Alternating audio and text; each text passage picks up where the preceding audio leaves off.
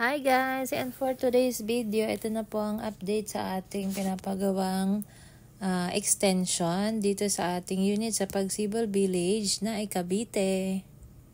So guys, tapos na sila mag-pader dito. So ang next step nila is mag-start na silang mag-prepare para sa roofing. Magpipinish pa pala sila dito kasi hindi pa nakapinish yung pader. Ito po yung view sa taas. Kuha ko to sa second floor. Ito yung time na nakafinish na yung ating wall. Ang ating pader. Nakafinish na siya. Kaya lang medyo nagkaroon ng problem sa bandang gitna, nagkaroon ng uka. So guys, itong pader na pinagawa natin or extension is ready na din po ito for second floor. In case po na in the future, magpagawa tayo ng second floor, nakaabang na po ito. Naka-slab na siya for second floor. So, matibay na matibay talaga ito ang pagkakagawa. Dito sa harapan, hindi pa naka-finish.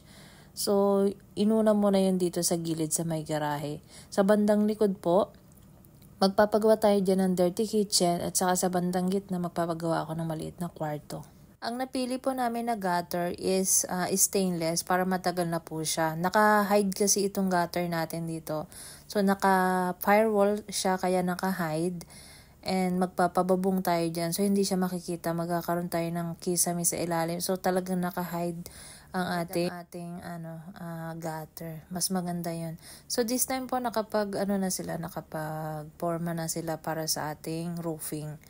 So, may mga ginamit sila na bakal na hindi ko alam kung ano tong tawag dito. I think this what you call the mga tubular po pala ito. Ito pong bubong dito is ito po yung bubong sa ating kitchen at saka sa bathroom.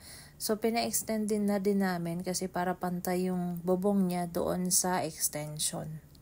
Bali, nagdagdag ako dito kasi ang contract ko dito is 150 pero nagdagdag yata ako ng 3,000 para dito sa extension ng bubong para pantay siya doon sa extension. Mabilis din yung mga gumawa ng bahay namin. It took about 1 month bago na tapos itong extension namin. Bali yung extension is 1 month talaga yung contract sa contractor. Ano lang yun yung plain na roofing, gate and fence lang. Tapos ibang kontrata na naman yung nagpagawa ako ng dirty kitchen saka ng small room. So guys, sa clip na ito, meron ng bubong. Kung nakikita nyo, meron ng bubong, may insulation na din. Hindi ko na nakunan ng video yung ibang araw na gumagawa sila kasi na-busy na din ako.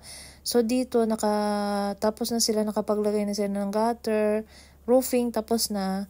And may insulation na din. So, next update po, ipapakita ko sa inyo yung pag-finishing nila dito sa flooring. Pagpa-flooring naman ang susunod nilang gagawin. Huli na po yung paggawa nila ng gate natin. So, yan muna for today's video. Thank you guys for watching. Hanggang sa muli. Bye!